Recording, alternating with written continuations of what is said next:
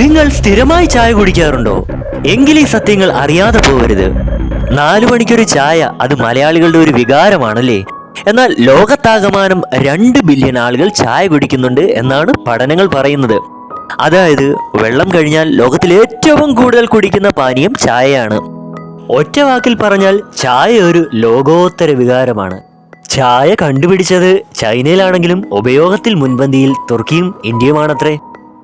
ചൈനയിലെ പുരാതന ചുരുളുകൾ പ്രകാരം 2737 BC കാലഘട്ടത്തിൽ ചൈനയിൽ ജീവിച്ചിരുന്ന ചക്രവർത്തിയായ ഷെന്നോങ് ആണ് ചായ കണ്ടുപിടിച്ചത്. ഷെന്നോങ് ഒരിക്കൽ ഒരു മരച്ചുവട്ടിൽ വിശ്രമിക്കുകയായിരുന്നു. തന്റെ കൂടെയുള്ള തന്റെ പരിചാരകൻ ഷെന്നോങ്ങിന് കുടിക്കാനെ കുറച്ച് വെള്ളം തിളപ്പിച്ചുകൊണ്ടിരുന്നു. ആ സമയം അതിലേക്ക് താൻ വിശ്രമിക്കുന്ന മരത്തിന്റെ ചില ഇലകൾ വന്നു വീണു. ആ വെള്ളം കുടിച്ചു നോക്കിയ തനിക്ക് അതിന്റെ രുചി വളരെ വ്യത്യസ്തവും ഇഷ്ടപ്പെടുന്നതുമായി തോന്നി. ആ വെള്ളത്തിനെ അദ്ദേഹം ഒന്ന് ഛാ എന്ന് വിളിച്ചു. ഇതാണ് അദ്ദേഹം അവകാശപ്പെടുന്നത്. എന്നാൽ ചില ഇന്ത്യൻ ട്രഡീഷൻ അവകാശപ്പെടുന്നത് ചായ ഇന്ത്യയാണ് കണ്ടുപിടിച്ചതെന്നാണ്. എന്നാൽ ചരിത്രപരമായ തെളിവുകളുടെ അടിസ്ഥാനത്തിൽ നിലവിൽ ചൈന തന്നെയാണ് ചായയുടെ ഉത്ഭവം. ചൈന കഴിഞ്ഞാൽ ലോകത്ത് ഏറ്റവും കൂടുതൽ തേയില ഉൽപ്പാദിപ്പിക്കുന്നത് ഇന്ത്യയാണ്. 1820 ബ്രിട്ടീഷ് ഈസ്റ്റ് ഇന്ത്യ കമ്പനി ആസമിൽ വലിയ തോതിൽ തേയില നിർമ്മാണം ആരംഭിച്ചത്. വെസ്റ്റ് ബംഗാളിലും അവരുടെ തേയിലത്തോട്ടങ്ങൾ വളർന്നു. തമിഴ്നാടും കേരളവും കർണാടകവുമാണ് തേയില ഉൽപ്പാദിപ്പിക്കുന്ന മറ്റ് ഇന്ത്യൻ സംസ്ഥാനങ്ങൾ. എന്നിരുന്നാലും ടീ കൺട്രി എന്നറിയപ്പെടുന്ന ആസം തന്നെയാണ് തേയില ഉൽപ്പാദനത്തിൽ മുൻപന്തിയിൽ. ഏകദേശം ഇന്ത്യയിലെ 50% തേയിലയും ഇവിടെ നിന്നാണ് ഉൽപ്പാദിപ്പിക്കപ്പെടുന്നത്. അങ്ങനെയെങ്കിൽ തേയില നിർമ്മാണത്തിൽ കേരളത്തിന്റെ സ്ഥാനം ഇന്ത്യയിൽ എത്രാമതാണ്? കമന്റ് ചെയ്യൂ. ശരിയായ ഉത്തരം പറഞ്ഞ ആൾ ഈ ചാനലിന്റെ സബ്സ്ക്രൈബർ ആണെങ്കിൽ തീർച്ചയായും തിരഞ്ഞെടുക്കുന്ന ഒരാൾക്ക് സമ്മാനം ഉണ്ടായിരിക്കുന്നതാണ്. പാനീയങ്ങളുടെ രാജ്ഞി അഥവാ ദ ക്വീൻ ഓഫ് ബിവറേജ് എന്നറിയപ്പെടുന്നതും നമ്മുടെ ചായയാണ്, പ്രത്യേകിച്ച് ബ്ലാക്ക് ടീ.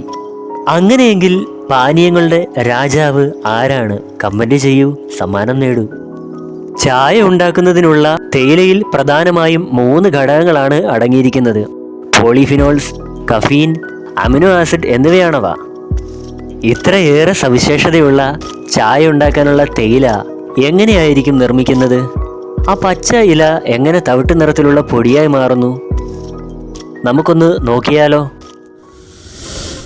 തേയില നിർമ്മാണത്തിന്റെ ആദ്യ ഘട്ടമെന്ന് പറയുന്നത് പറിച്ചെടുക്കൽ അഥവാ പ്ലക്കിംഗ്.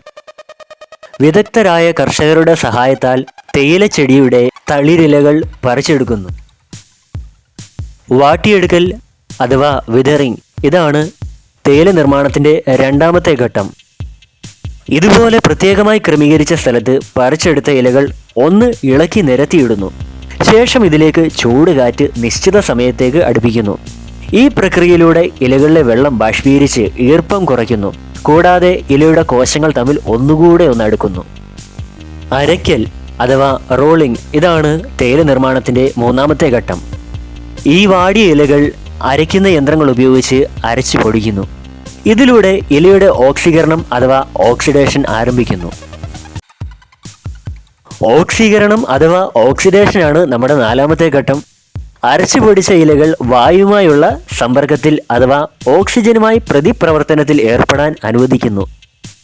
ഓക്സീകരണത്തിന്റെ ദൈർഘ്യത്തിന്റെയും പൊടിയുടെ വലുപ്പത്തിന്റെയും അടിസ്ഥാനത്തിലാണ് തേയിലയുടെ നിറവും രുചിയും നിശ്ചയിക്കുന്നത്. ഓക്സീകരണത്തിന് മറ്റൊരു ഉദാഹരണം, നമ്മൾ സാധാരണ മുറിച്ചു മാറ്റിയ ആപ്പിളിന്റെ പകുതിയുടെ നിറം അല്പസമയം കഴിയുമ്പോൾ മാറുവാൻ തുടങ്ങുന്നു. ഇത് ആ മുറിച്ചു മാറ്റിയ ഭാഗം അന്തരീക്ഷത്തിലെ ഓക്സിജനുമായി പ്രവർത്തിക്കുന്നതിനാലാണ്. ഇതുപോലെ അരഞ്ഞ ഇലയും ഓക്സിജനുമായി പ്രവർത്തിച്ച് നിറം മാറുന്നു. ഉണക്കൽ അഥവാ ഡ്രൈയിങ്, ഇതാണ് നമ്മുടെ 5ാമത്തെ ഘട്ടം. ഉണക്കൽ എന്നത് തേയിലയുടെ ഓക്സീകരണ പ്രക്രിയ നിർത്തി അതിനെ സ്ഥിരപ്പെടുത്തുന്ന അവസാന ഘട്ടമാണ്. ഇത് സാധാരണ ചൂടുവായു കടത്തിവിടുന്ന വലിയ ഹീറ്ററുകൾക്കുള്ളിലൂടെ തേയിലപ്പൊടി കടത്തിവിട്ടാണ് ചെയ്യുന്നത്. ഇത് സ്വാഭാവിക ഉണക്കിയെടുക്കലിലൂടെയും സാധ്യമാണ്.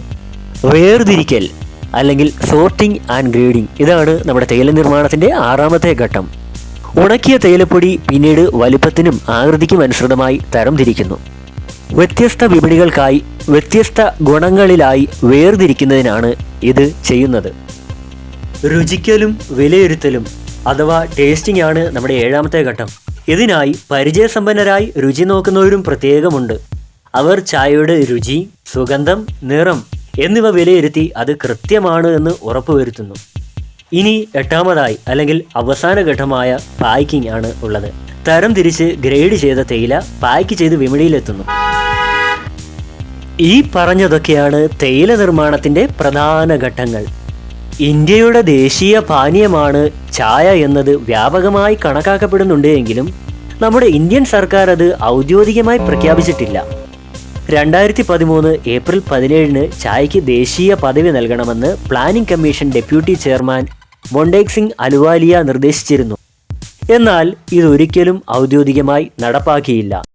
നുള്ളി നോവിച്ചപ്പോഴും ചതച്ചരച്ച് പൊള്ളിച്ച് ചൂടുവെള്ളത്തിലിട്ട് വീണ്ടും തിളപ്പിച്ച് ദൂരെ എറിഞ്ഞ് കളഞ്ഞപ്പോഴും ഒരു സ്വീറ്റ് ഗുഡ് മോർണിംഗിലൂടെ നമ്മെ വിളിച്ചുണർത്തുന്ന തേയിലയുടെ ദൈർഘ്യയാത്ര തുടർന്നുകൊണ്ടേയിരിക്കുന്നു. ഈ ചാനലിൻ്റെ ദൈർഘ്യയാത്ര തുടർന്നുകൊണ്ടേയിരിക്കാൻ ഒന്ന് സബ്സ്ക്രൈബ് ചെയ്യണേ.